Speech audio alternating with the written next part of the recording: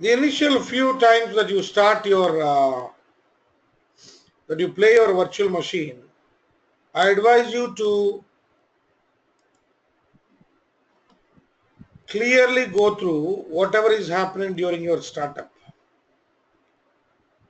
Now I edited the virtual machine settings. I have given 13 GB of RAM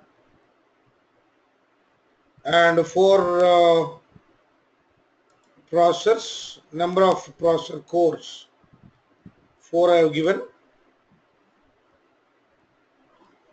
Hard disk,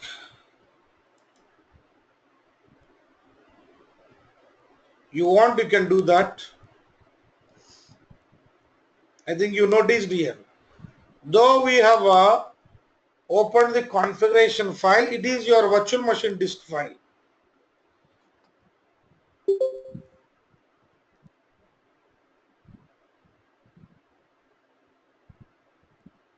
Current size is 8.3 GB. It has got 241.2 GB free. Maximum size is 64 GB. You want, you can expand this one. Compact disk to reclaim unused space. Expand the disk capacity. You can do that. This is auto detect your CD or DVD, which means if you keep your CD or DVD in your drive, that can be detected even by your virtual machine. Network adapter is NAT. You have multiple options. Host only, custom and all. I don't have deeper details on that, but NATing is one thing that is going to be used between your host and the guest. That is how, because your guest will not have any physical uh, adapters. Physical adapters. Whatever the adapters your host operating system has got, I mean your Ethernet cards and all, this is what I am talking. So all the networking capability that your physical machine has got is actually going to be used by your host operating system. Through that only your guests also need to use. That is where it is going to make use of this one. Display, it is auto detect. So these are the only things that we have. Say okay, then you'll be playing the virtual machine. When you say play virtual machine, you see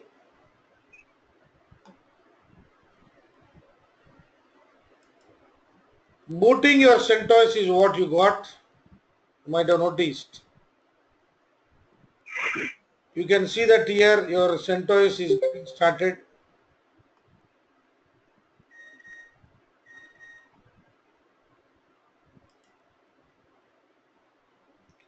Your CentOS 6.7 is getting started.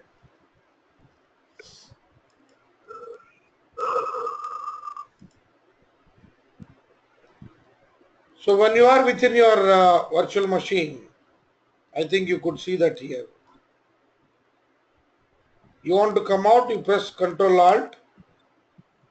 When you go to the environment and press enter there, this is activated within your VM. Your mouse is activated within that one. You want to get your mouse out of that, press Ctrl Alt, you will be able to get that one. I think you see.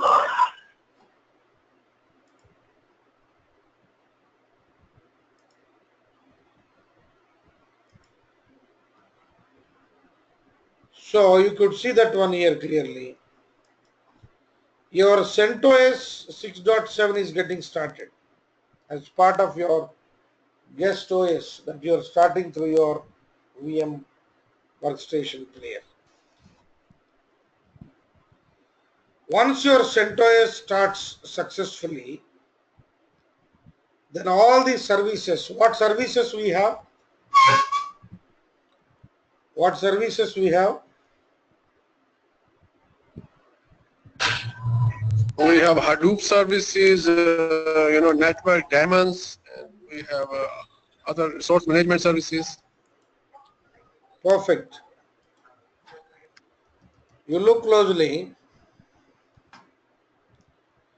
You have your Hadoop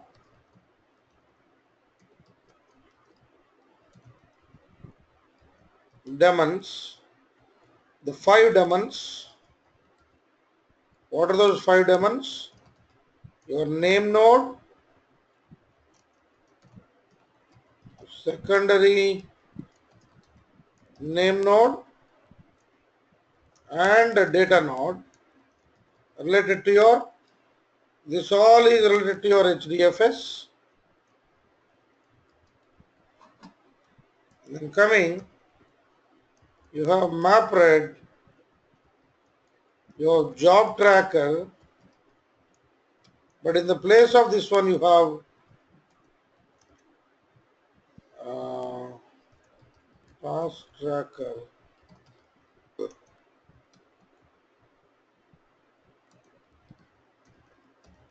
Hadoop version 1. Resource manager, node manager, application master from Hadoop version 2.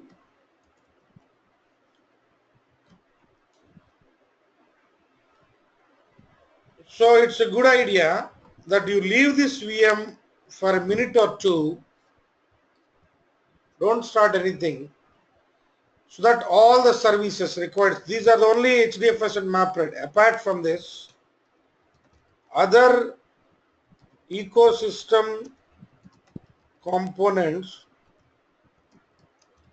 like Pig, Hive, Scoop, Uzi, Zookeeper, Hue, Flume, then if at all if it is Impala, HBase, then you have Solar, then we have Sentry, depending. This is all depending on the image version. Some or all of the components get started. You can notice that one here. Please don't use this one. Please don't use this one as of now. To make you to understand only, I am showing you. We go to Hue. That is what I mentioned here. Hue, that is called Hadoop user experience.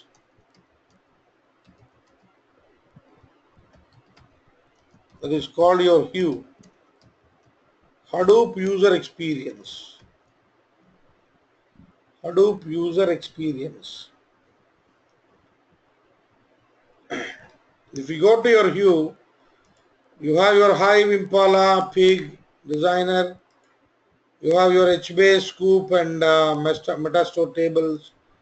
In the workflows, if you see, you have your dashboards and editors, your security, Solar Search, all these things you have here. If these services are not been started, then you are not going to see as part of your Hue browser.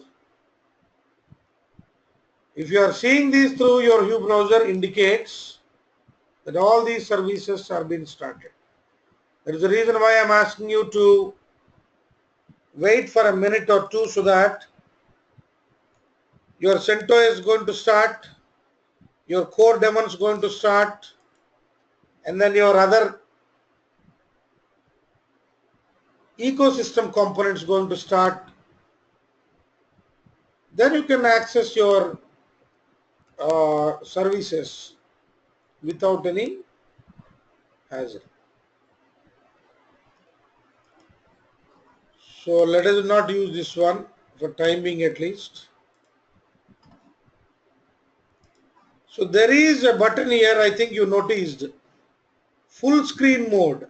There is a button there, full screen mode. If you use full screen mode, you are going to see this,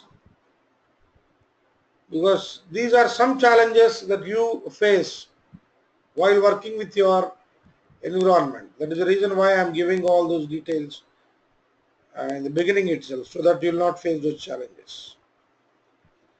If you go to your full screen, you will be able to see everything.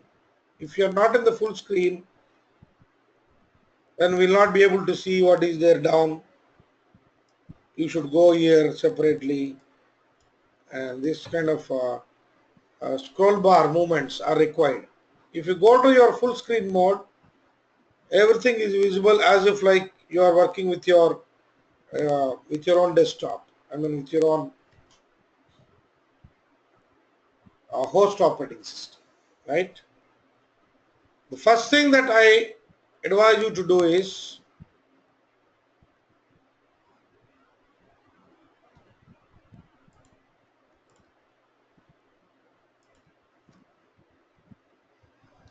open this terminal, and I have already requested you to practice basic Linux commands and all.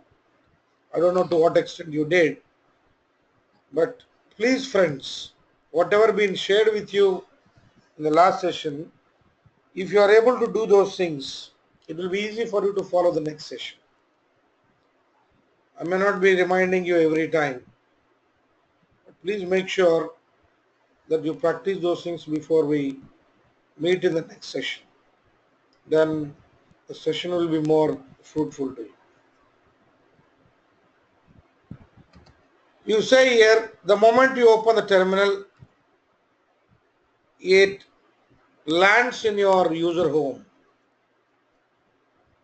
Which user has logged in? By default, it is a Cloudera user that has been logged in. That is how this bundle is being tuned. The default user that gets logged in is Cloudera. You're not giving anything, that is the reason. Cloudera is the default user that gets logged in. I think you noticed here. /home/Cloudera. You know very well. Under home, for every user there will be a directory that is called user home.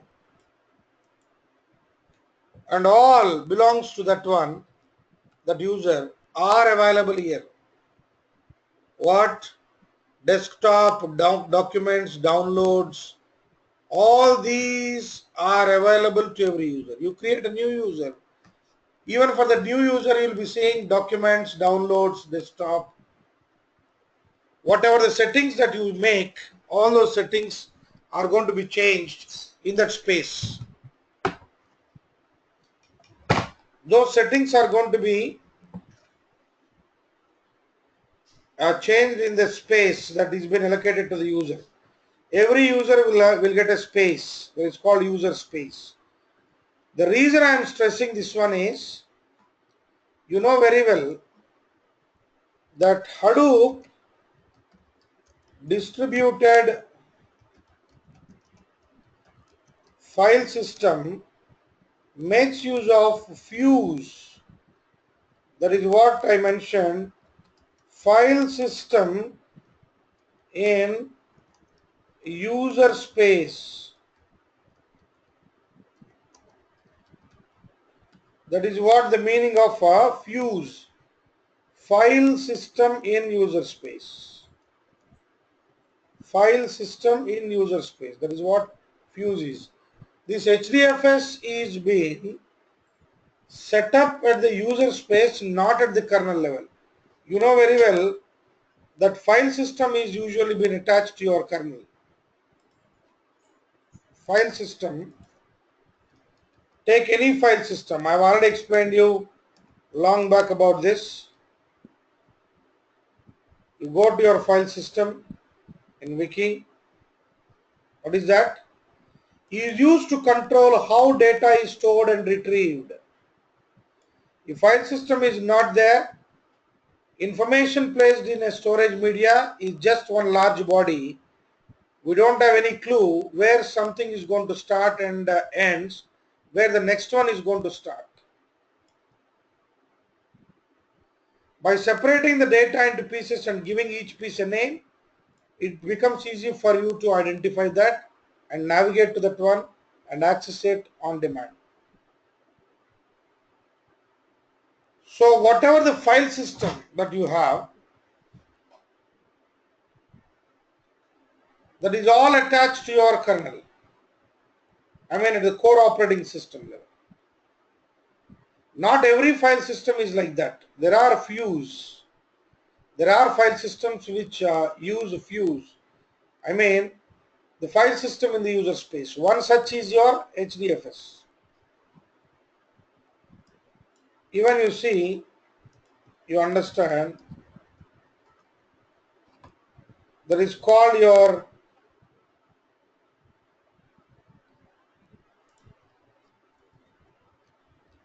file system in user space. You can see that. File system in user space is a software interface for Unix like computer operating systems. Now I think you understand, friends, why the Hadoop ground up is on Unix boxes. Of course, these days it is also been set up on Windows, Azure and all. But originally when Hadoop is been developed, it is been developed keeping Unix boxes in the mind, not Windows. Because file system in user space is a software interface for Unix like computer operating systems that lets non-privileged users, I don't know, friends, whether you started doing the experiments or not.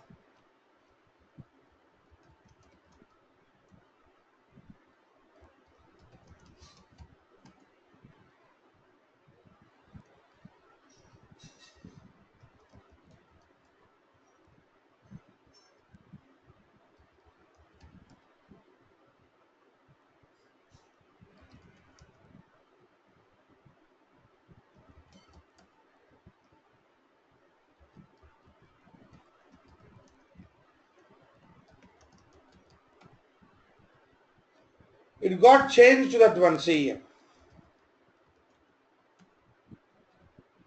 who is the user now? Who is the user now? HDFS. Yes. Now I say, who is the user now? Oh, cloud data. So you understand from this one that you have other users also available here. You may not be identifying them or you may not be noticing them.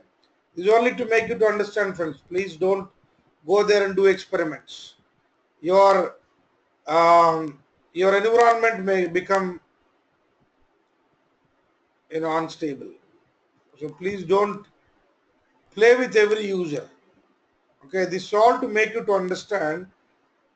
You might have observed every line that I read, I take it so specific that lets non-privileged users create their own file systems without editing. Now I think you are able to understand, friends. What is fuse? Usually you want to attach any file system, that you attach to the kernel only. So you want to make any changes to that file system, you need to go to the kernel level and do the modifications there. But interesting, when it comes to HDFS, you don't have anything called the file system attached to the kernel level. It is all the fuse. So attaching that and removing that will not impact your operating system in any way. That is the reason why I am saying every time you bring your box into your Hadoop cluster.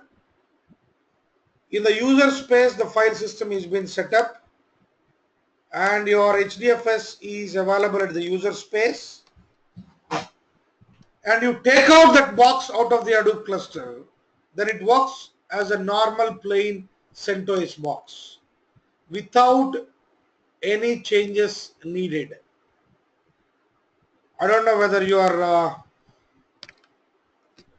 understanding this or not, friends. If you fail to understand, I advise you to go through the file system concept. That is the only way I can say. This is achieved by running the system code in the user space, while the Fuse module provides only a bridge to the actual kernel interfaces.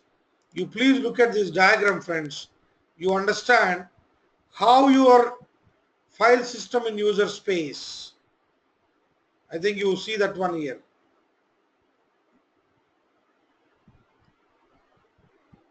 So your HDFS is a fuse. It is not a file system that is attached at the kernel level. Anytime you want, you can frame that one, or you can, that is the reason why I'm telling you here. So non-privileged users like, HDFS, MapRead and all, sudo su MapRead. You see here? Are you aware that these kind of users are there? And let me take you /home. How many directories you have here? Directory. But what about the user like HDFS, MapRead and all? Sudo su uzi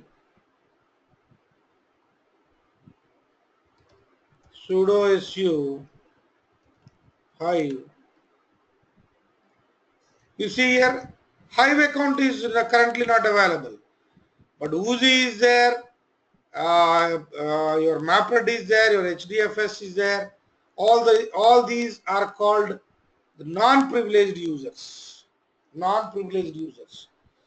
So when you deploy the client configuration onto these bare metal box loaded with CentOS, assigned with an IP bought into your cluster, these users are being automatically created when you deploy the client configuration, with the host configuration, not client configuration, host configuration. When you deploy the host configuration onto these machines, these users are being created automatically, and your HDFS is created in the user space. Is created in the user space. Which user space? There is a user called HDFS. So your file system is created in the user space, and that is being used to store your HDFS. Now you see here, I say the moment I log in, I am opening a new terminal. The moment I open the terminal here, I say, who am I? You understand what I am trying to share with you here. Now, what I do here is, ls, I specify this word there. Now the same Hadoop fs-ls at the root level.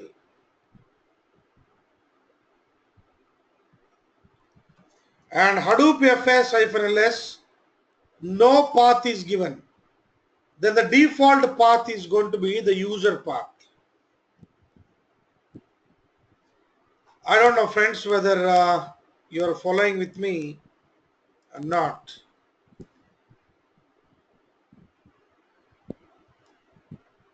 Are you following with me, friends?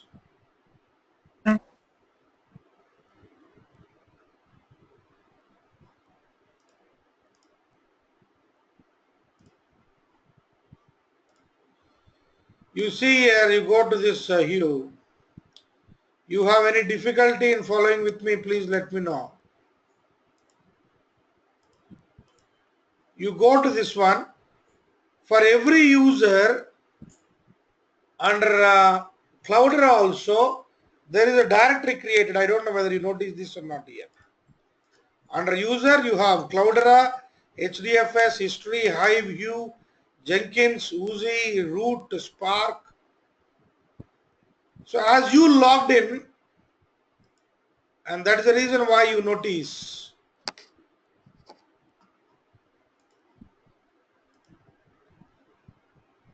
is there anything there here? It is empty, right?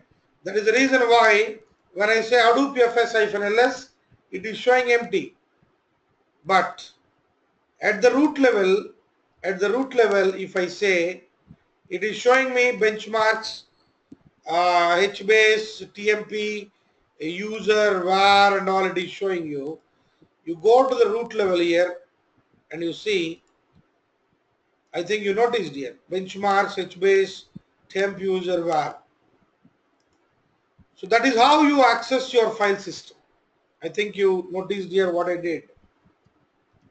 Hadoop FS-ls. How I come to know that one? When you say Hadoop FS, you have all the possible commands listed here, out of which there is a command called ls, with which you are able to get that. The details about that one. Hadoop FS, Hadoop FS. You also can get the help of every command that you use by using Hadoop FS-help, Hadoop FS-help. Here I can say ls. It is going to give me how this ls can be used. You need not even break your head to understand how these commands can be used. If your VMs are on, up and running, I advise you to perform these commands, friends. One moment.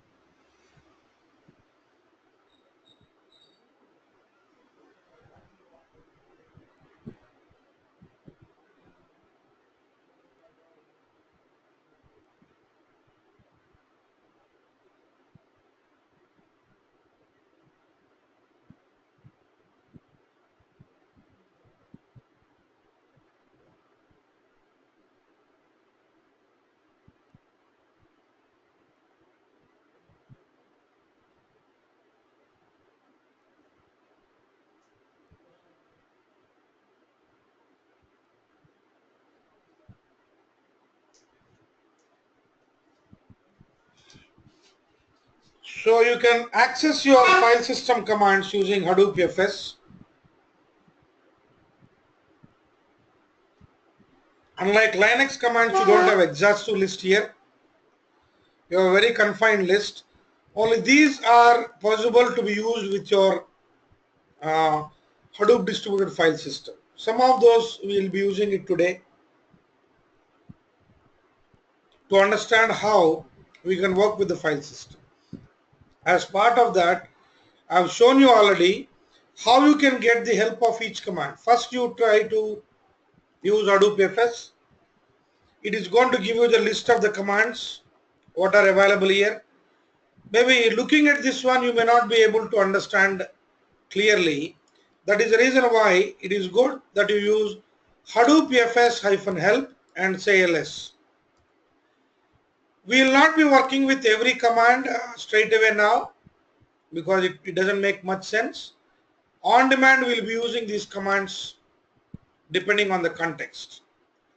So in the today's discussion, we will see some of these HDFS commands in detail. Hadoop fs-ls, you give the path. It is going to show you the content, the directories and the files available in that specified path. The reason why I am insisting on this one is to make you to understand like how your traditional Unix boxes has got root. Same like for your entire Hadoop cluster, you have one root. That I want you to understand, recognize and digest that. You got the point, friends, here?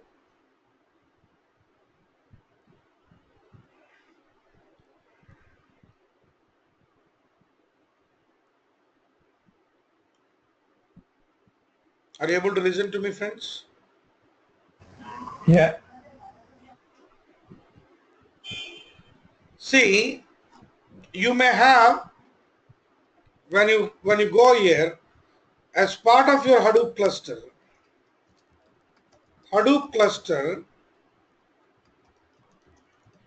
may have 5 to n nodes. Minimum we set up a live Hadoop cluster with 5 nodes because I say like this: one for your name node and one for your job tracker and secondary name node, remaining 3 for your data nodes where even your task tracker is going to exist. So minimum 5 nodes to n. Hadoop cluster may have 5 to n nodes. To the entire cluster, we will have one root. This I want you to understand.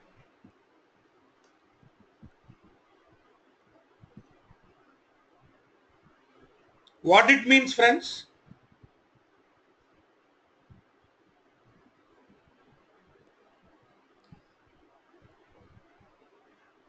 What it means, friends?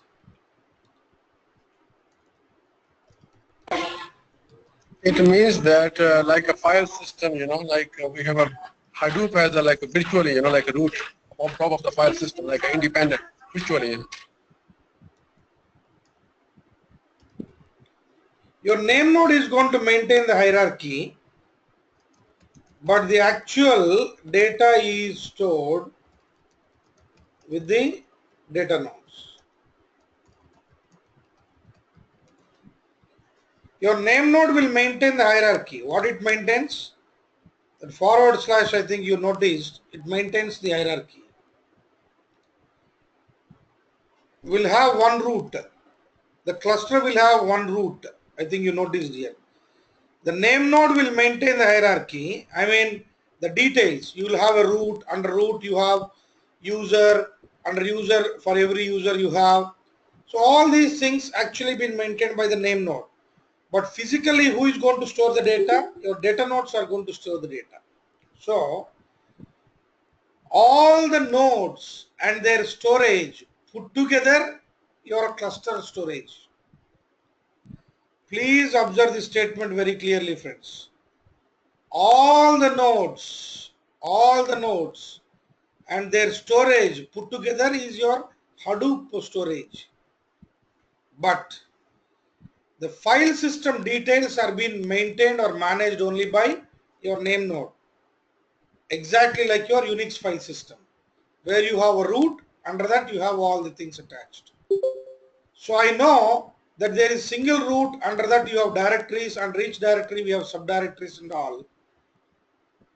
It looks the entire data resides on one machine, but physically the data resides on different machines, and the replicas on different machines or racks. This we have already understood. We have already understood this concept very in detail as part of my file system discussion. We discussed about file system, then your distributed file system, then Hadoop distributed file system, and we also discussed about fuse. So fuse is a setup. The moment a client, the node configuration is deployed onto that machine, fuse is been set up. So on that, whatever the space that is being created in the user space, that comes as part of the cluster. For example, when I'm bringing a node into my cluster, what is the intention of bringing a node into the cluster? To store HDFS data, nothing more than that. So what all the space possible in the user space, all been given. Observe the statement. What all the space possible in the user space, all been given to your HDFS storage in the user space. What all the space possible, all been. In order to access that file system only, we are using these commands. At the root level, what we have, Hadoop fs-ls /. At the root level, we have this Hadoop fs, and I say this one. Under user, we have all these directories. So it is my customary practice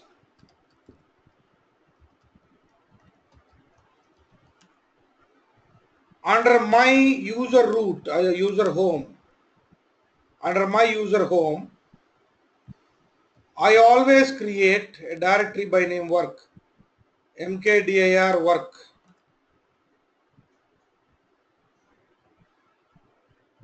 And inside that work, if you are comfortable, I advise you to follow the same process, friends, or else your choice. This is my practice all the times. mkdir hdfs, mkdir mapred.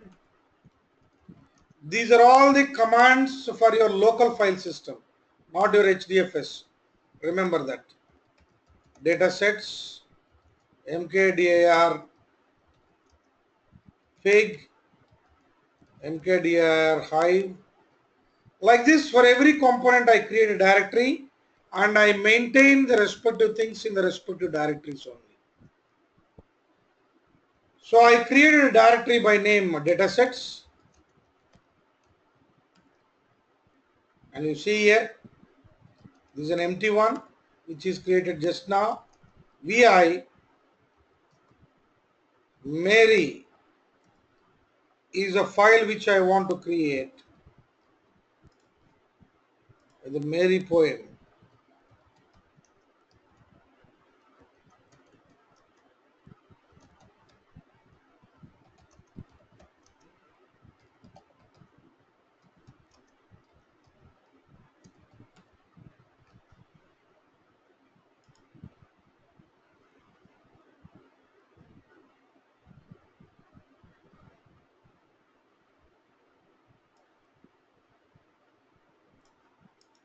Observe what I am doing.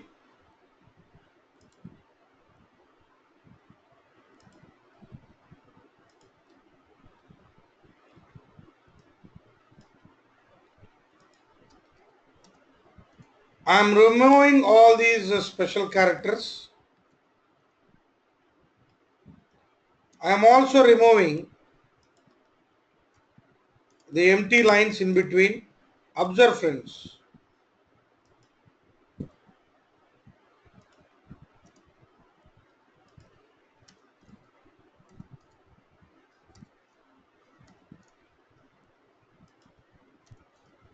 I am intentionally removing all these special characters.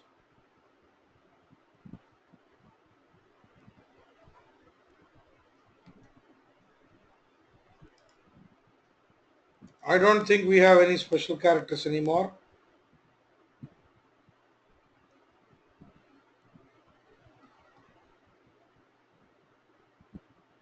You can also do one more thing, taking the pain. Convert everything in small case. Then it is more effective.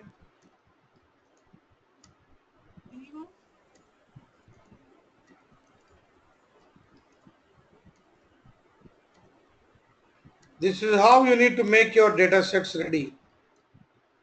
Then only you'll be able to. Here also there is.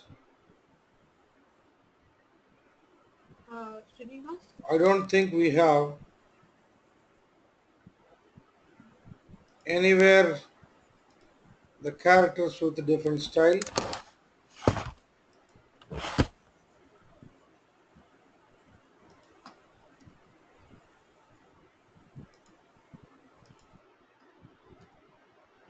You'll come to know why I have done all these things soon. I am copying this data.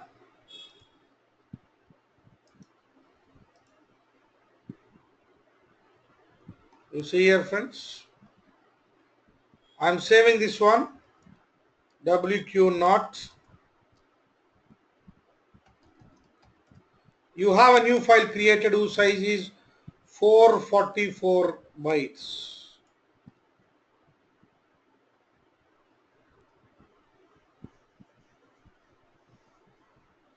I hope you are clear with this one, friends. 444 bytes. Now this file, I want to keep it on my HDFS. From my local file system, I want to copy it to my distributed file system. From my local file system to my distributed file system.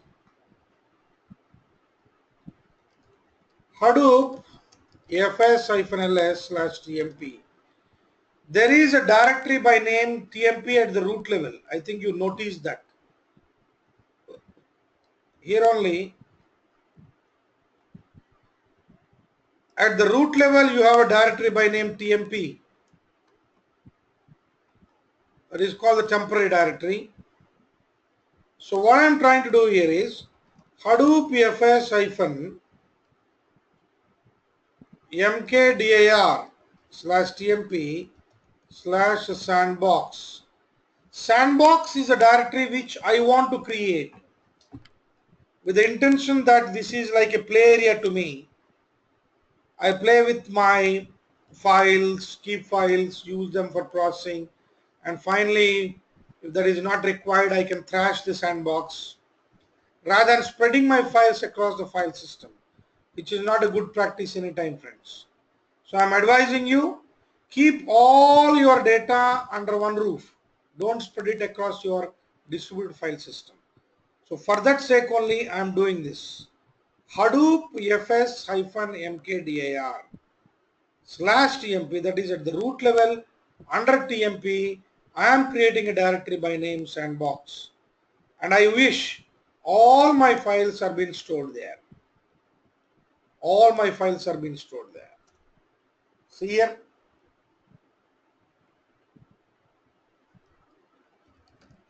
Hadoop fs-ls/tmp, if I say, you get the understanding. Along with the other three directories which are already there in existence, my sandbox directory has been created just now by the user called Cloudera, belong to the supergroup. It is a directory where user can read, write and execute.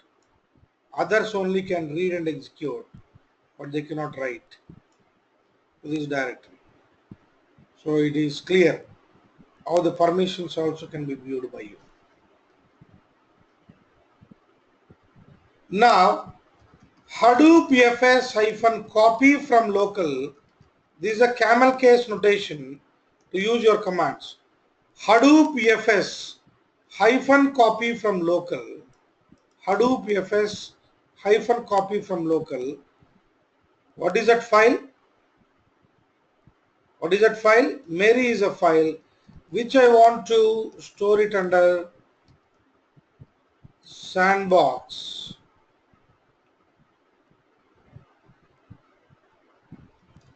Now I say the same thing. Hadoop fs -ls /tmp/sandbox. If I say that, you have a Mary file being created there. I think you noticed difference.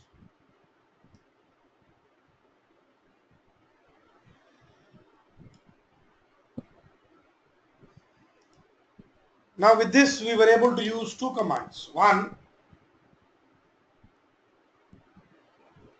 I've shown you how you work with your local file system commands. Parallelly, I'm also showing you how you can make use of your HDFS commands. So don't get confused, friends. Let us be very clear on that. Let us not have any ambiguity. So out of the list of the commands you have here, Hadoop FS, we were able to use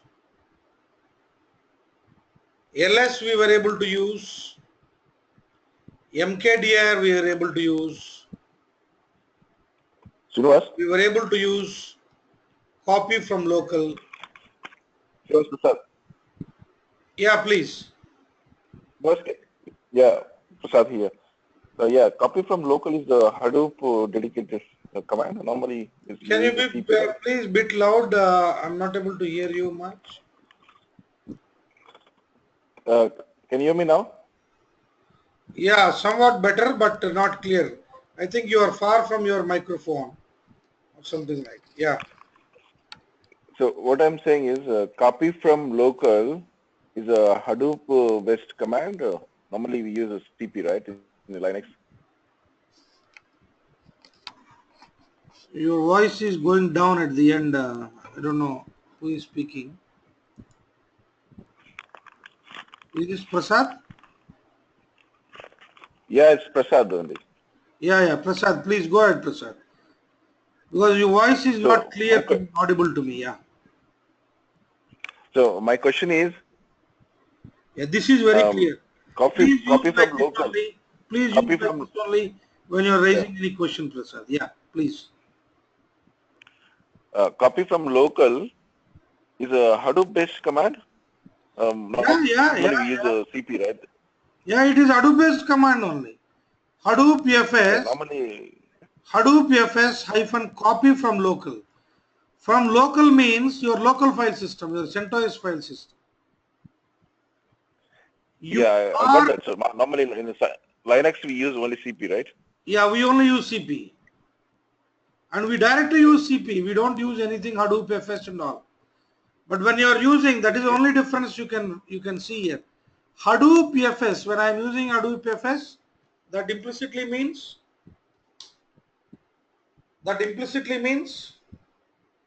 these are all file system, Hadoop file So system. you are in file system and you copying the local Yeah, where the data set directory, I am where the interested to data set copy directory. from local.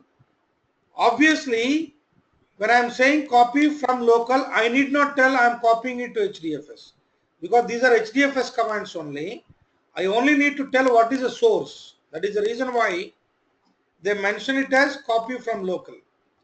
Now you also see here copy to local. I need not tell from where I am copying. But this being HDFS command, from where I am copying, it is defined.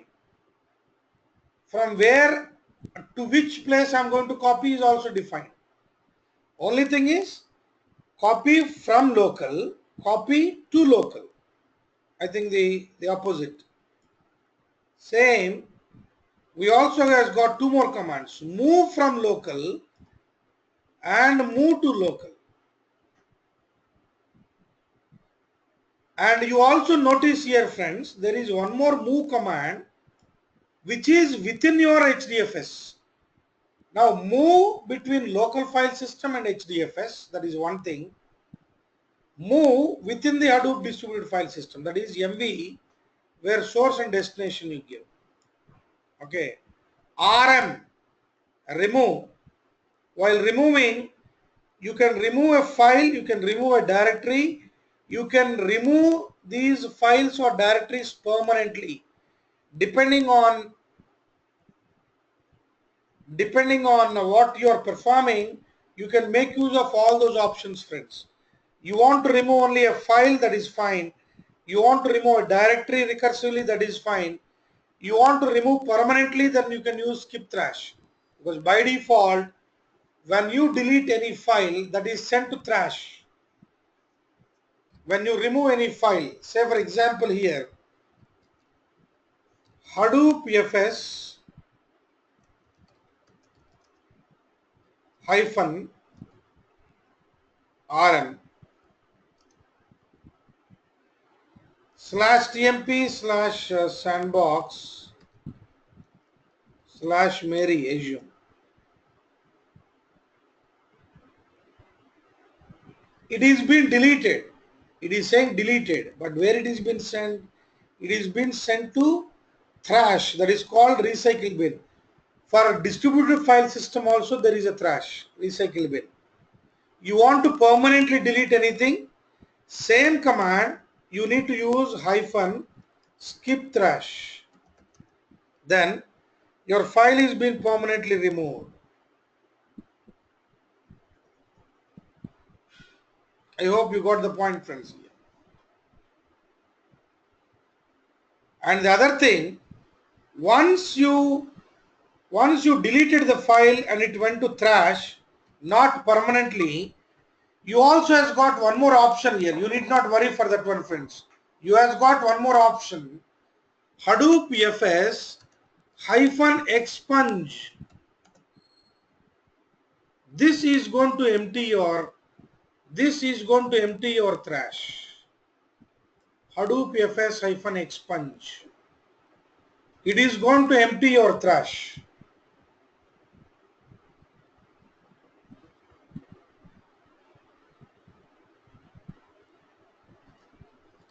I hope you got the point, friends, here, what I am trying to share with you.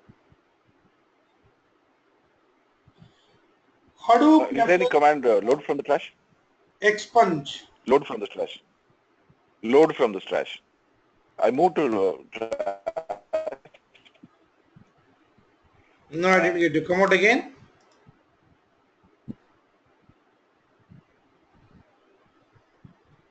Come out again.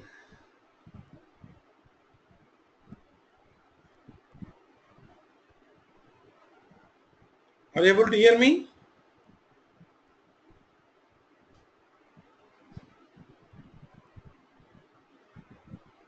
Hello?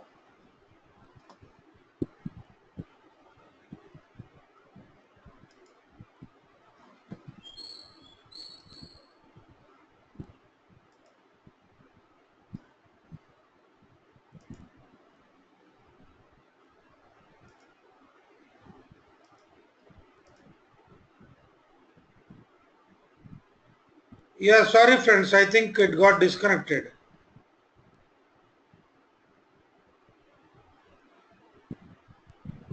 Hello?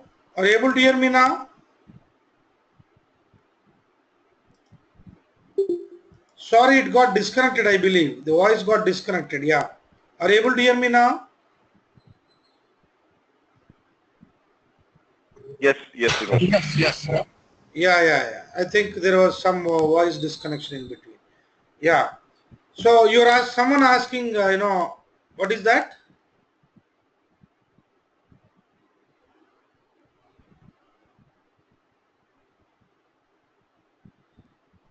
Someone asking about trash kind of thing. What is that?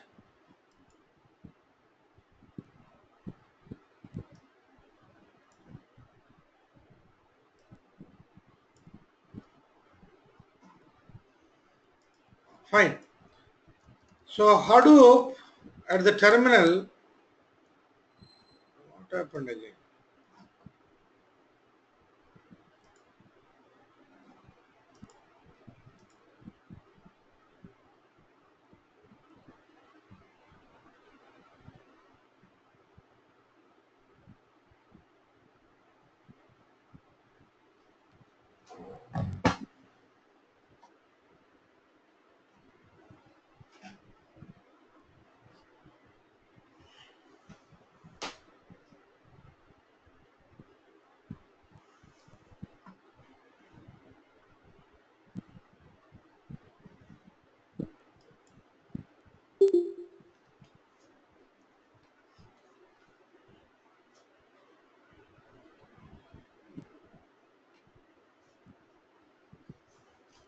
let me connect my wire. There is some issue with my wireless, I believe. Are you able to hear me now, friends? Yes. Yes. Yeah, Yeah, I better now. connected the wire so that there will not be an issue. So someone asking me the question related to this recycle bin. Yeah, What is that? yeah, yeah. It's Prasad Srinivas. Yeah, tell me, Prasad. So my question is, so by mistake, I removed a file from my work directory. So I want to file back into my FS. So you don't have I try. actually direct command to get that file in that mode. You don't have the flexibility to get, I think you see here when I say expunge. So by default it goes to your trash. So it is not possible to get in that mode, but there is a possibility here. I'll show you.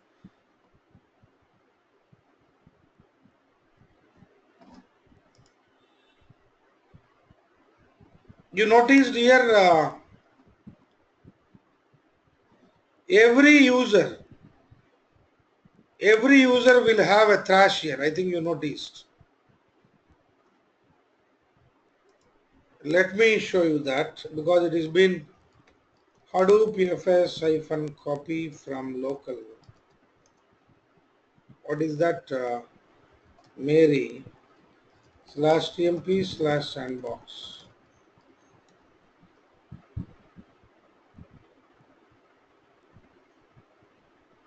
Okay.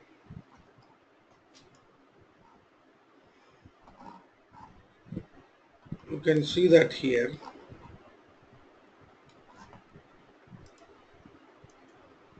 I am intentionally removing that.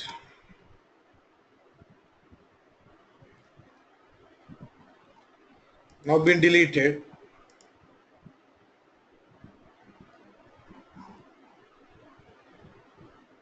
This is for that user only, right?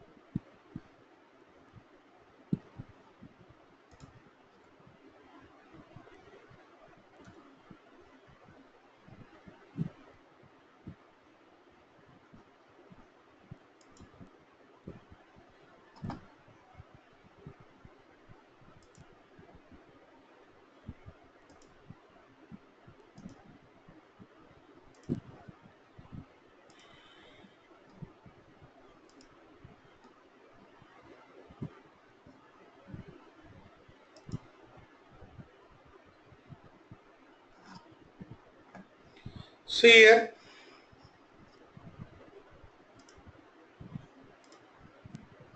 You notice that? Yeah, So this is a way that you can actually get it back. But you want only through the commands, that is also possible, but not using your file system commands. That is the reason why I'm not showing you those things. They are your file system image commands. That is going to be done only by the admin, not by the normal user. You are getting my point, Prasad? Yeah, yeah. Hadoop DFS admin. I think you see here, these are your distributed file system commands where you can fetch the image, allow the snapshot, delete block pool, all file system related commands at your administration level can be done using your Hadoop, that is Hadoop DFS admin. So using the name node file system image specific commands, you can bring back the trash, because whenever you delete any file, those details are actually being maintained by the name node. Of course, as a user, you are deleting the file, that is fine. But who is going to remain, who is going to remember all these details? All these are being managed by your name node, right? So with its file system, you bring any file, you delete any file, that is all in the control of your name node. When you delete a file from the user space, from the Hadoop distributed file system, that is actually being tracked by the name node. So using the name node file system image, that is FS image we call it as, FS image commands only will be able to retrieve the deleted file that are being sent to the trash. Once you say expunge, it is been even removed from that level, so it is been permanently done, not possible. But the same thing, if you do it from your browser, I think you notice now, you can select this file and you can click on restore. I say yes, same like your recycle bin, nothing more than that. Now, of course, here you have empty trash and all those things available. Now you go to your /tmp/sandbox, you see your Mary back as is. Is that clear, Prasad?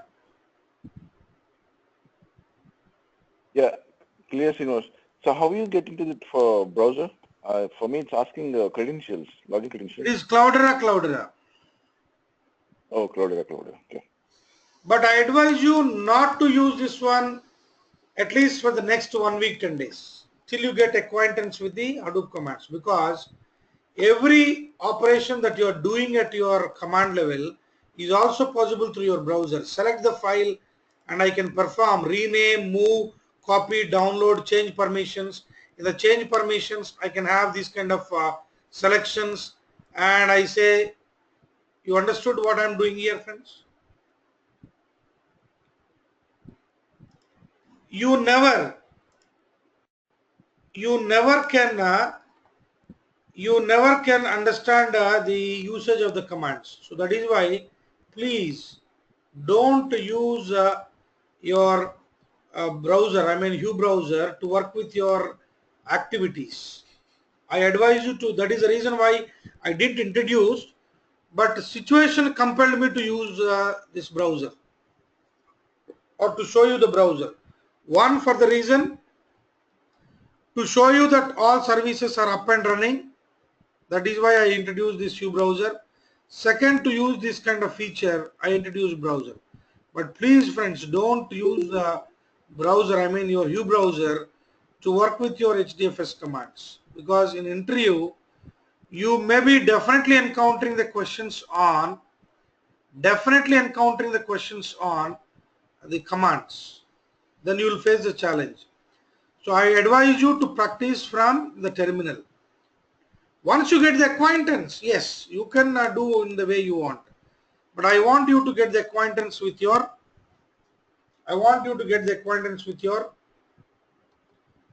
commands from the terminal. So use Hadoop EFS, right? So it was possible for us to use copy from local, and we used expunge, we used mkdir, and move we didn't use, but you can use at the later stage. So other commands we'll be using at times when they are needed to us. But I advise you to list all these commands and keep an eye on every command that we have, and make sure by the end of the course or end of the program all these commands are being used by you in some or other form. You have the understanding on all these. So we may not be working with every command today. That is not possible. I don't want to intentionally use some commands. As we need, we have used them. And all these commands are very similar to your Linux commands. Your MV, mkdir, ls, MV, and your chmod, chown, chgroup, change group, change mod, change ownership. All these are the commands from your Linux only. Very similar to your Linux commands. No much difference, honestly. So I advise you to go. Srinivas, Yeah, please. yes, my question is, when you copy any command or any file to the Hadoop file system, which node it goes propagate? Like, how does that work? That is where we should not think. That is where we should Okay. not think. We only need to think. We only need to think. When you are trying to store a file, or put a file in your HDFS, whether it got placed or not, it is all under the name node control on which node this file is being stored. Usually the entire file will not be stored on one node. You know very well, of course. Our files are very small files, not even 1 or 2 KB. That is why the entire block is being stored on one node only.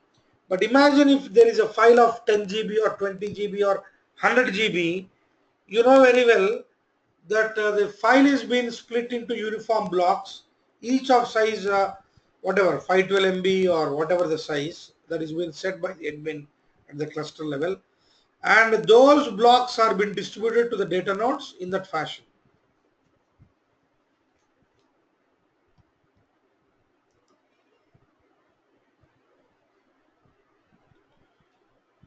I don't know why there is a frequent disconnection. It's not the problem.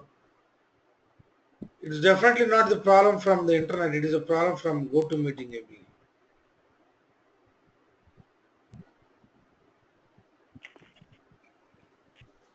Are you able to hear me, friends? Yep. Yes. Yep, now you're back here. So the follow-up with the same question actually. We don't bother about which name node is going to be mapped to that, but we can check the configuration, right? Name node configuration, with the details of the file. No. It will not give you. It will not give you. That is where it is going to maintain its own file system. You will not be able to get that report. I mean, you can get the block report and all, but you cannot control the name node that these blocks need to be stored on these nodes and all. That is not in your control. You only may get a report after the file is been stored by the name node on a respective node. You may get a block report, but you will not be able to control the name node saying, I want these to be stored on these nodes. That is not possible. That is not Yeah, possible. I'm not controlling. I'm asking the same thing, like so where it is stored and all. That's it. I want to see Yeah, that, like the you details of the cannot. file. But that is actually been done by the admin using the block report. You'll be able to understand how many blocks are present on a specific data node. Those details you can get. That is not from your U browser. You will not get those details from the U browser. You will only get the file system accessing from the U browser, not the detailed report of where the blocks are being stored and all. That you will not be getting. You will not be able to get that one. Okay, so I need to use the Hadoop DFS admin command. Yes, Hadoop or To get, DFS admin commands, using that only. You can see that here. You got the point? Yeah.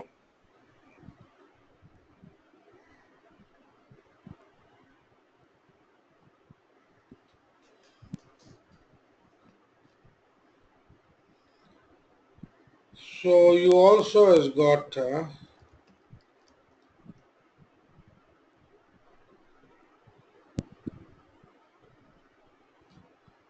you can see this one here.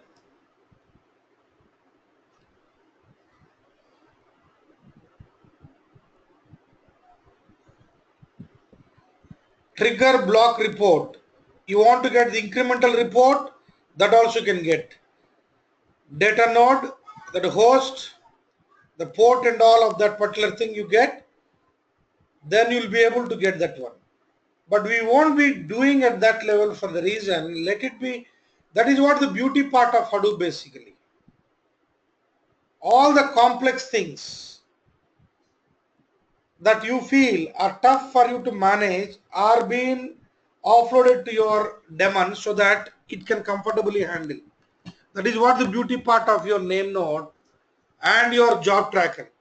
Even if a particular task gets failed, it is going to be reattempted to execute the task for a fixed number of times before it claimed that the job got failed. So all the responsibility of the job tracker and the name node. Your job as a developer is only to assign the task, is only to request the name node to copy a file or get the details about the file. That's it. It is all the headache of the respective daemons to work in the background and give you those details. Right? Not advisable, but as you specifically asked, I was able to, I'm trying to show you these things. But I don't want you to go to the file system level at this stage because it may make your HDFS, because you have only one node here. If you are doing it in a cluster, probably there also your file system image will get disturbed, but at least one node on which you are trying to manipulate things may get affected. But here in a pseudo cluster, you have only one node. Basically, if something goes wrong, your entire cluster becomes unavailable or inaccessible. So don't make changes at the block level or studying those block reports and all. You want to access the commands, you access them and see how they are. That's not a problem. But don't make any changes to the file system in an unauthorized fashion, because it may make your environment unstable. Your file system image holds certain details, but at the block level you have some other. When there is a mismatch between these two, then the name node will fail to respond to your requests what are being made from your terminal. So make sure of those things, friends. So using your Hadoop FS, we were able to comfortably call what those options we were able to use. One is ls. In ls we have other stuff that there. We have mkdir and we have copy from local. Please notice this one, friends. This is a camel case notation. Copy from local. Copy from local. And copy to local is also there. From HDFS to local file system, you want to copy anything, that is also possible. And you also has got one more thing that is being used, expunge. Expunge.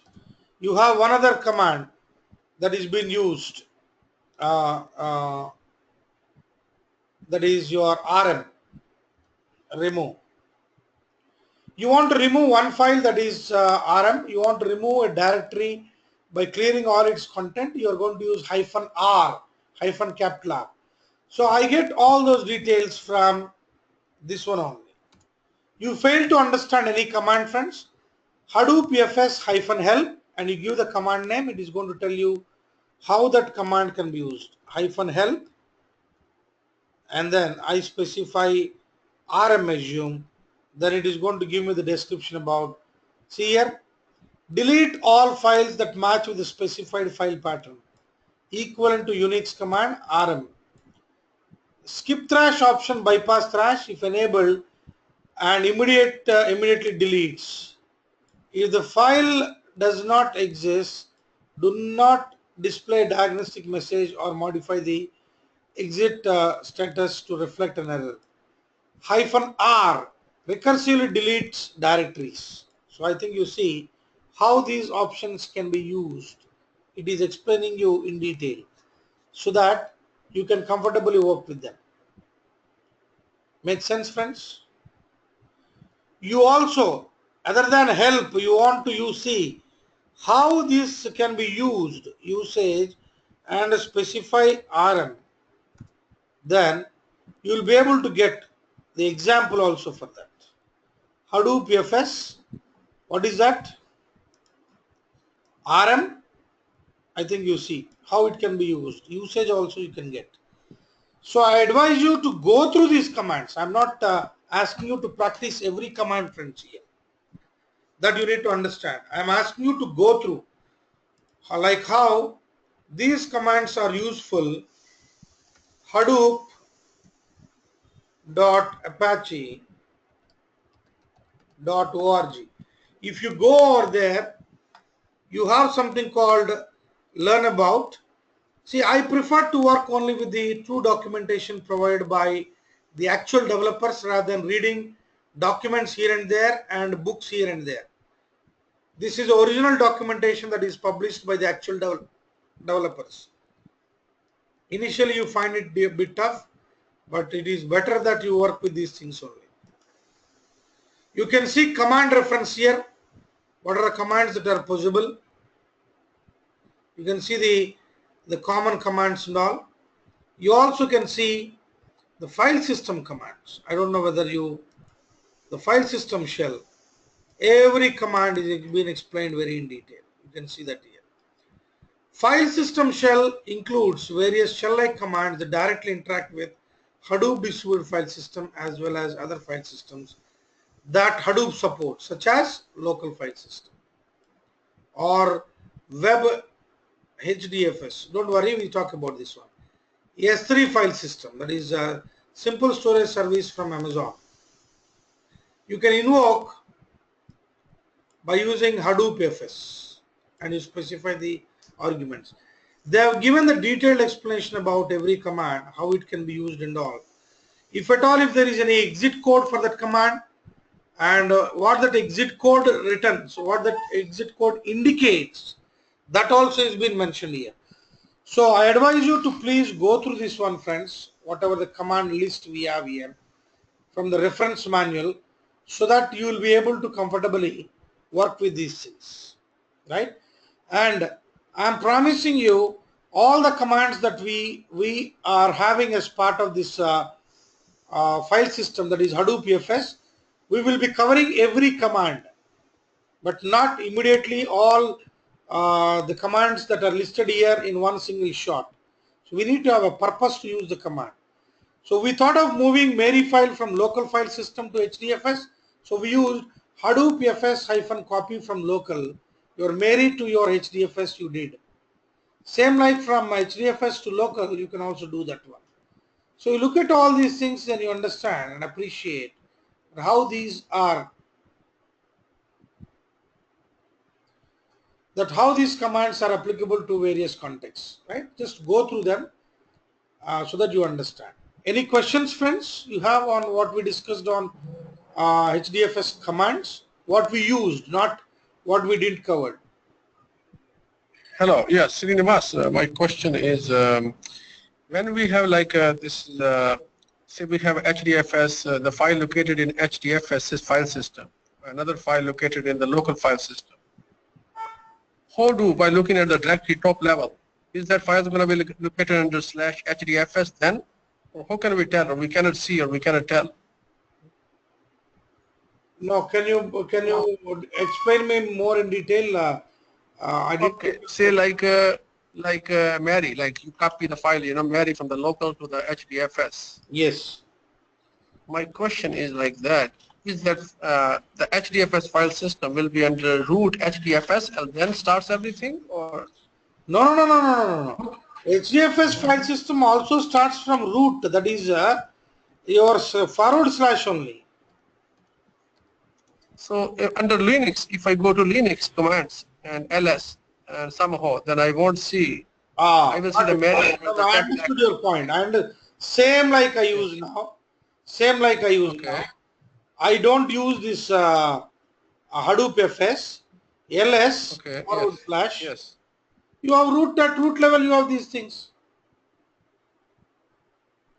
Okay. And if you go to temp under the root level, you don't have Hadoop here, huh? Oh no. Okay. Gotcha. I got your point now. No, you will not have.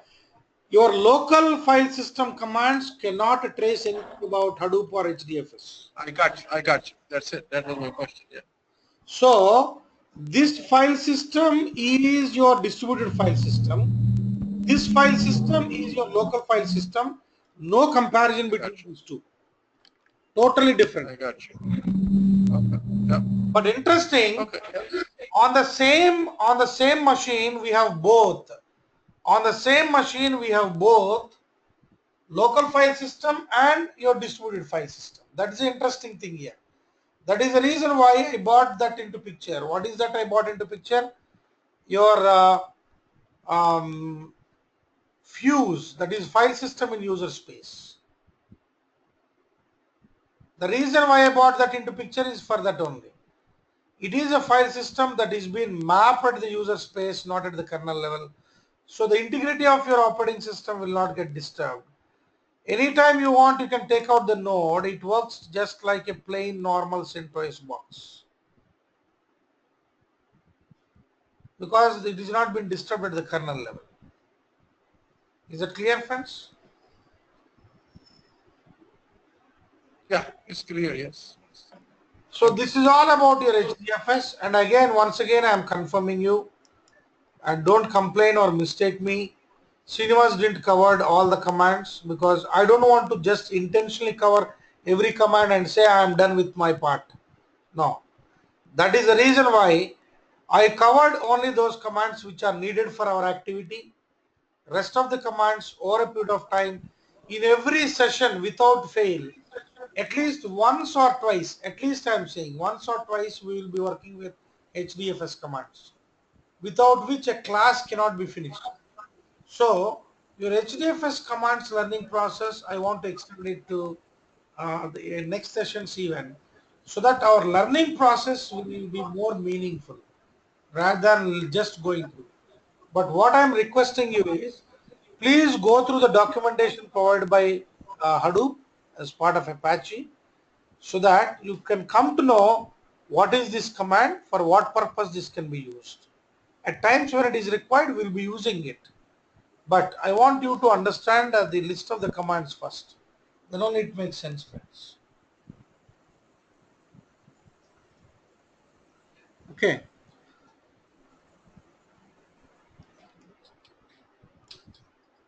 that's great. So, Srinivas, just a basic question. yeah, no issue. So like, yeah.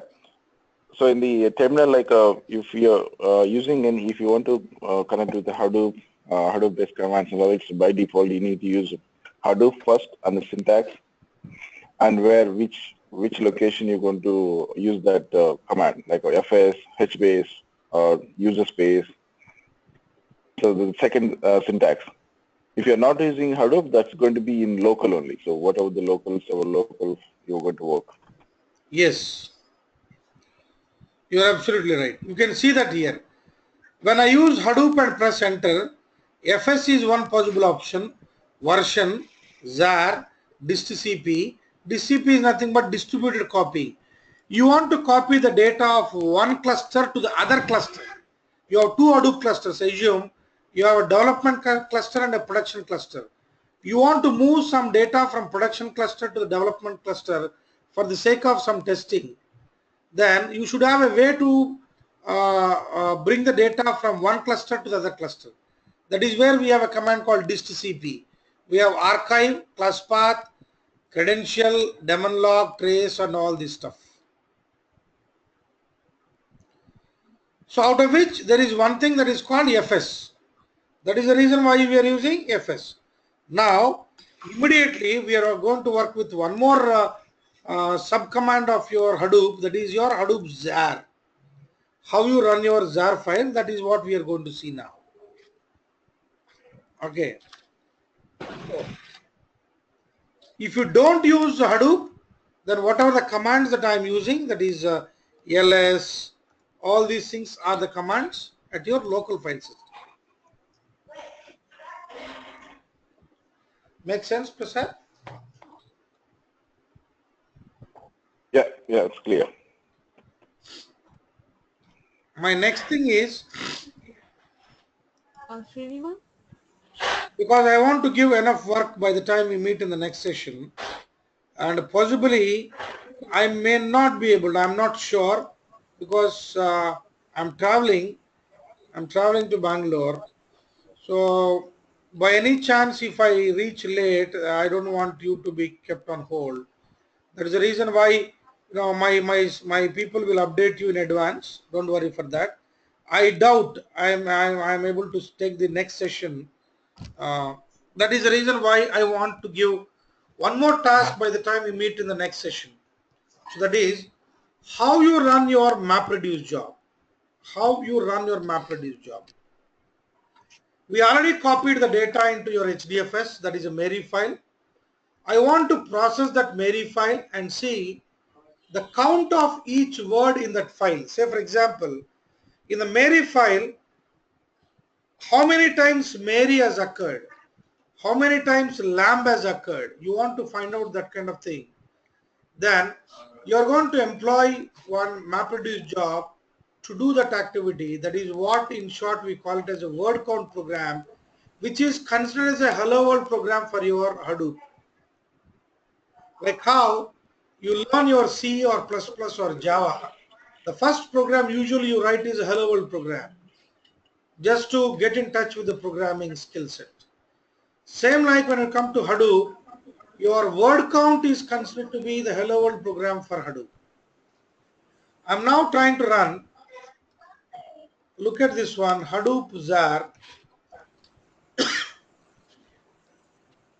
I do it here rather than doing there. Hadoop ZAR. I should tell where the ZAR file is located on the local file system. When I say ZAR, I should tell where that ZAR file is located. Then, in that ZAR file, which job needs to be executed. Because inside the ZAR file, there could be a number of jobs. Which job you want to run, that you should tell. When the job is running, from where it should read the data, that is called as input path, to which the output needs to be written. That is called output path. This is how you run your Hadoop ZAR command. There is no need for you to by heart this one, friends. Hadoop ZAR. Where the ZAR file is located on the file system, you should tell. In that ZAR file, if there are more jobs, which job needs to be executed, you should tell clearly. When the job is running, from where it should read the input, that you should tell again. When the job finishes execution, where the output needs to be stored, that also you should tell again. So overall, what is the style to process this one, friends? Look at this. Look at this command closely. Hadoop ZAR /user/lib slash Hadoop MapReduce/lib, or here Hadoop examples.zar.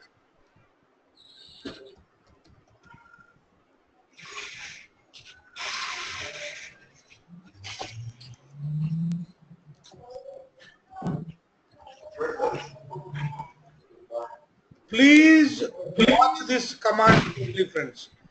You have difficulty following this one, please let me know. I'll explain you once again. Not once, 10 times I will explain. Because this being the fundamental or the basic, I want you to understand logically rather than in a fixed mode. This is like this.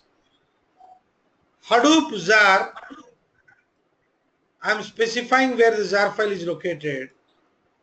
And in that jar file, this is the program I want to run. This is where I want to read my input. This is a place where I want to write the output. Now I press enter.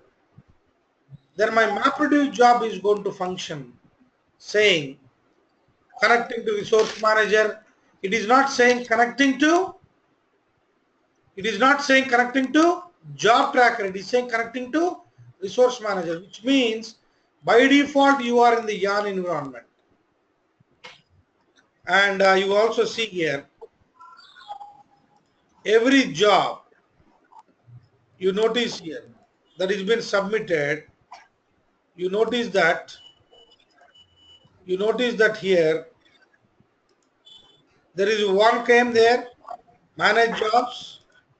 You go there and see there is one job that is running. There is a MapReduce type where 50% maps been executed, 50% addition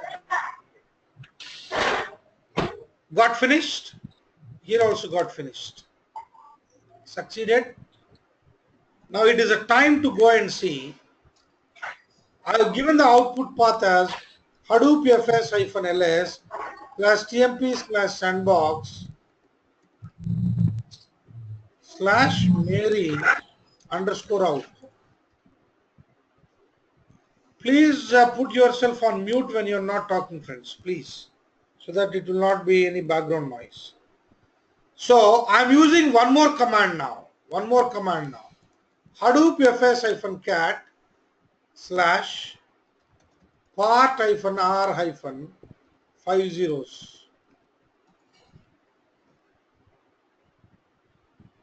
I did not tell you for what purpose I use cat.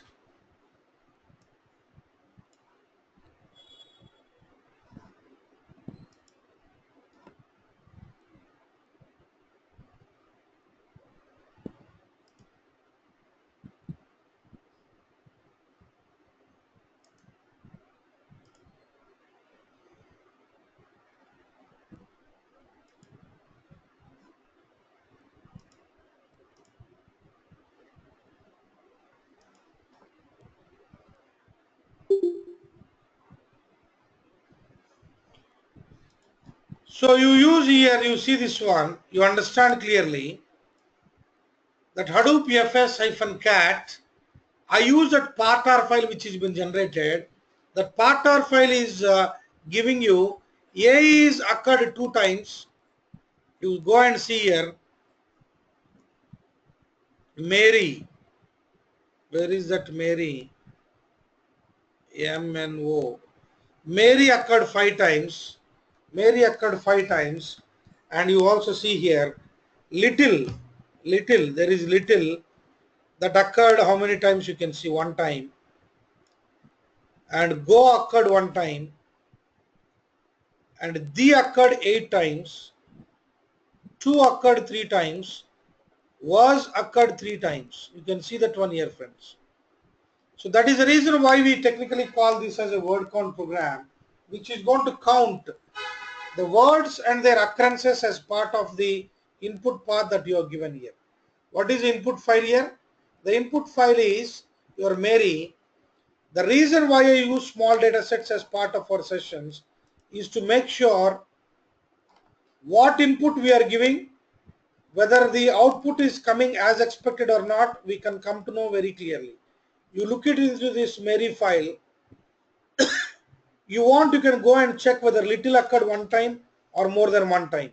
You see Mary 1, 2,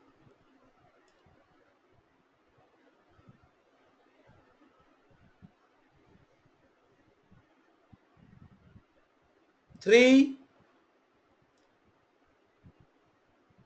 4. Go and see here how many times Mary is there. Oh, one we missed somewhere. Mary 1 time, 2 times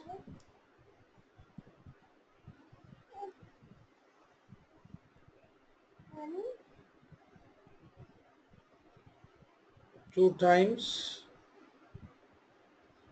3 times 4 times, and this is the 5th time. So you go and see Mary occurred 5 times as part of this one. So you want, you can go and physically check when the data set is a small data set. That is the reason why I use small data sets here, friends. Don't mistake me. If I use a big data set of 10 GB, you need to confirm, yes, it got executed successfully, but we never know whether it is a fact or not. That is why you always need to experiment with your sample data. Once you are getting the expected results, we can apply the same thing to any big data set. We can apply the same thing to any big data set.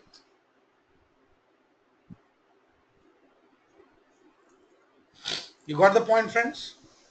I'm going to give you the command once again. I hope this command is the same command which you can use as is, even when you are working with your environments. I am sending it to you in the chat. Please, friends, please preserve that one so that you will not be facing any challenge while working with the. And I'm also going to send you how you can read that part of file.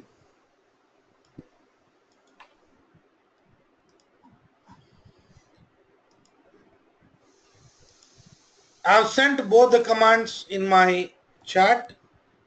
Please preserve those things so that you will be able to work with the commands comfortably. So any questions to me, friends, what we discussed in the today's session? And I am not in Yes. a hurry here. That is the reason why I'm not going into the deeper details of my MapReduce job execution. I just shown you how you run a MapReduce job. That's it.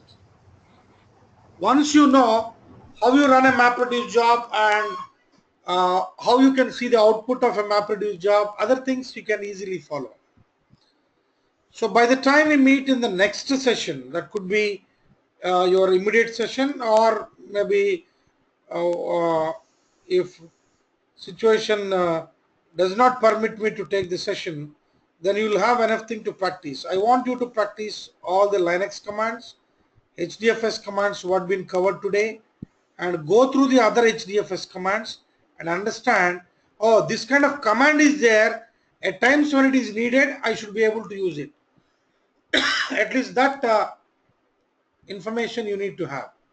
2, try to run a MapReduce job which is already available.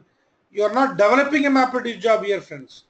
You are trying to execute an existing MapReduce job from example jar file against your Mary dataset what is being created by you in the today's session.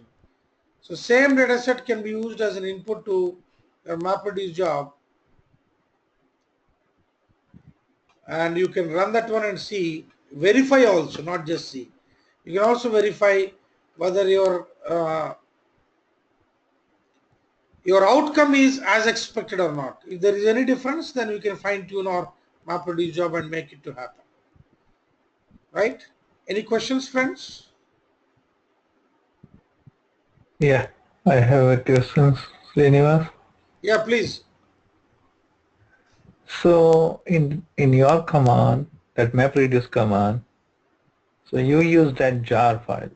So we have to make a jar file, and for that we need to write a Java program. Yeah. Not now. One, we will start working with that one. But this example jar file is being provided to you by default. Right. But So whatever the Java file, it's converted into jar, and then we use that jar file as a exactly. MapReduce. That we do it using our Eclipse very conveniently. And even Eclipse also Okay. been provided to you as part of the same environment. You need not go here and there to get Eclipse even. Eclipse is readily available here only. You can create your MapReduce jobs here itself. No problem. Acha. Thank you. So we don't need to set up the environment or IDE to get your jobs done and execute them and see. That's not.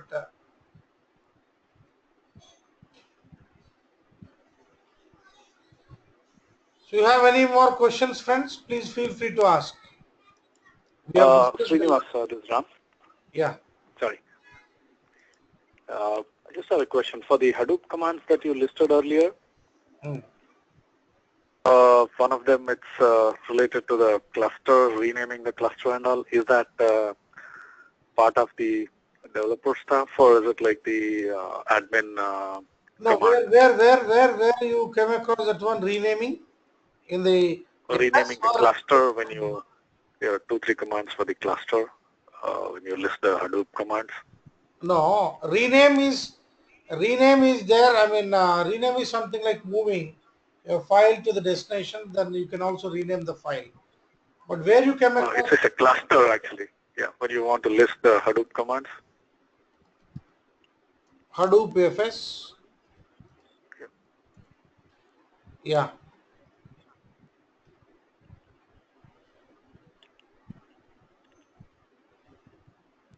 I'm sorry, not the cluster. It says like create snapshot, delete snapshot, and rename snapshot. Oh, you are talking So is about that DFS admin. yeah. That is from your DFS admin, right? No. From the same whatever command, I mean the Hadoop command that you gave earlier. There's a snapshot related 3 of the commands, not in the admin, but the before screen. That's what, where Scroll you up. came across those things. Yeah, if you just scroll up, yeah, a little bit, please. Okay. Before the admin commands that you type. Oh, this one you are Before saying. that. Oh yeah. This one you are saying. Yeah, yeah. Yeah, that's correct. So you are saying this one, create snapshot, delete snapshot and all. Correct. Yeah. Is that an admin? You need admin privileges because it's talking about a snapshot, or what No, exactly is we are these trying to are do there? Like. these are not related to your name node. These are for your Okay. local preservation.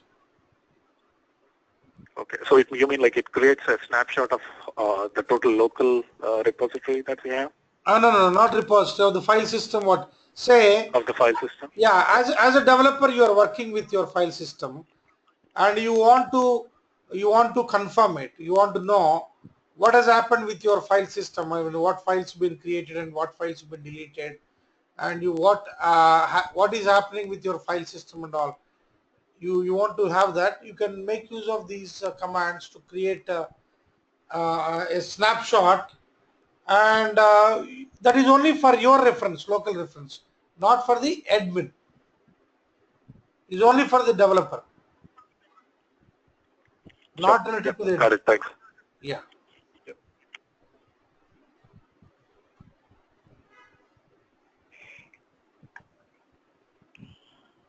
Srinivas, you created a work directory, right? You created inside the FS or like you were in the local? No, I created on my local file system here. I created, you see here,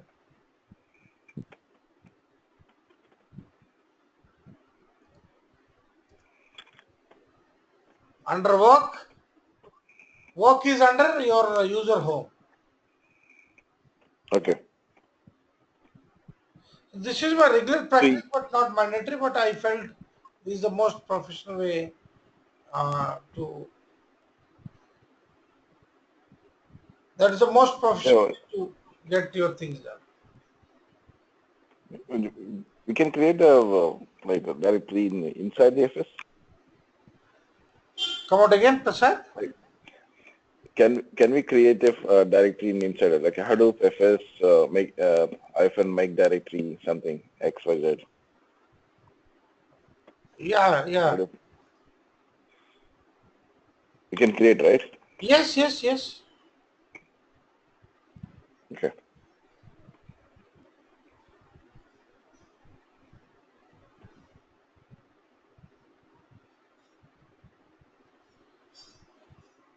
Yeah, any more questions, friends?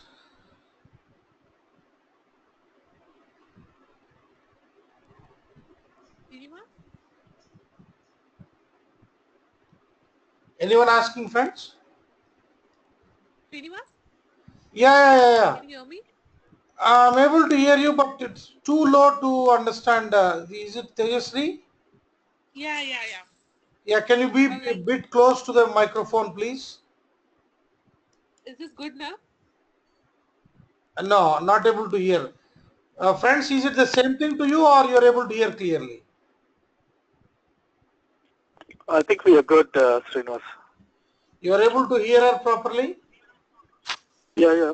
I mean, mm, But it's the not voice is... that low, but it's medium, like we're able to understand. Yeah. Go ahead, Tejasri. Yeah, Srinivas. I was trying to download this in MacBook, but when I was trying to import the file, the files were like disabled. I was not able to select the file, VMware file. Which one? I mean, you downloaded the bundle, Yeah, I have downloaded the bundle and extracted that. yeah, I have extracted that. But when I'm trying to import from like for the virtual machine, Hmm. I was not able to access the file. So is this happen in Mac? No. Or at least you go to that extracted folder, you find one icon which is the icon of your VMware Fusion. Right click on that and open with the VMware Fusion. Okay, give me a minute. I'm just trying. If you want, I can share my screen. Yeah, sure.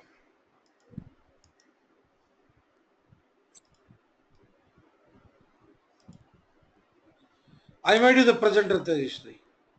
Yeah.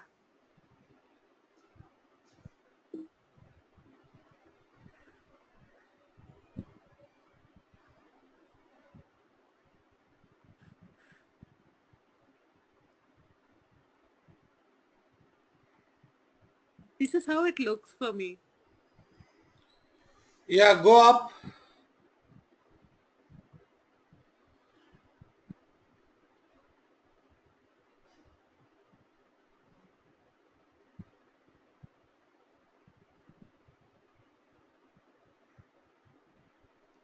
Now you should see a file. You're opening from this one, right? Cancel this, cancel all these. Even this also cancel.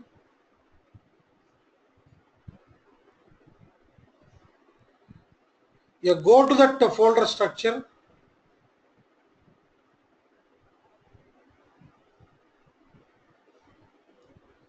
You see that file, right? Last before one, yes. Right click on that and say open with. Yes.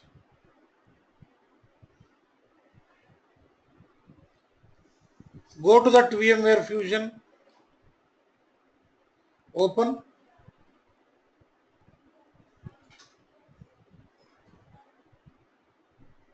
Go to that VMware Fusion.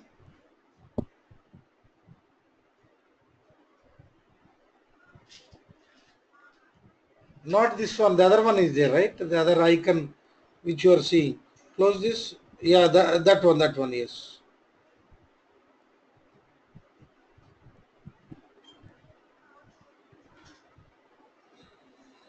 Oh, really?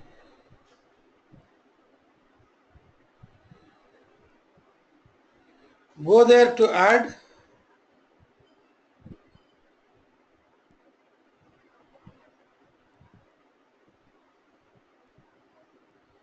That last button file you select. Yes, that VMX file, yes. No, it's not allowing me to select. Oh, it's not allowing you to select. Okay, cancel this one.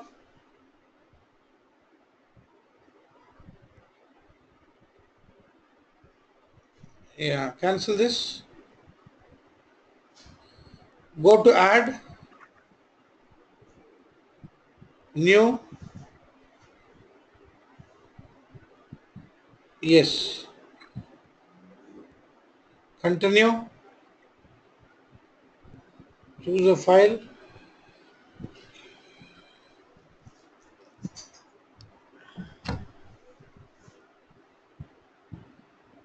Interesting, it should allow you actually.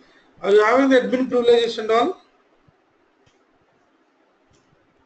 What do you mean by admin privileges? Because I just downloaded the.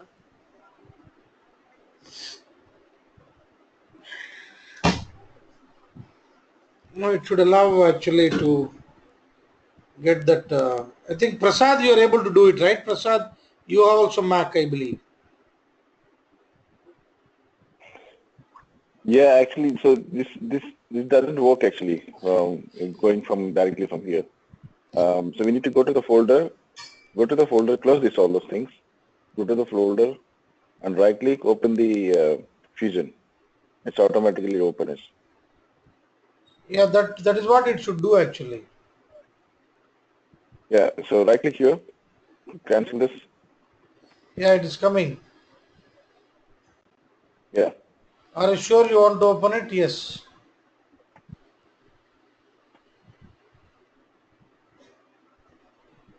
That should Nothing actually happens. open. When I do that, nothing happens. So that's where I'm seeing interesting. It should not happen that.